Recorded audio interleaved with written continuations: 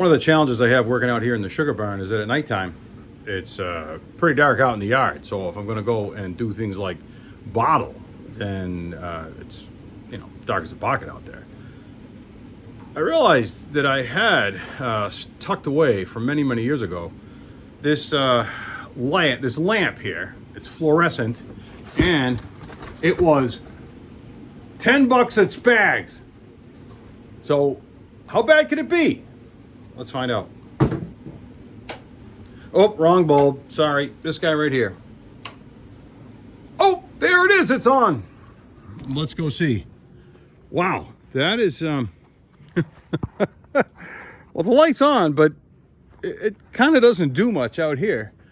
But it's fluorescent, so maybe it warms up. I don't know. $10 at Spags and probably $1991. Not too bad. So it's been on for a while, and yeah, this thing lights right up. So you can definitely see out here, it's kind of like daylight now. In that, that's just all from that light up there. So it does work. Okay, cool, nifty. Spags.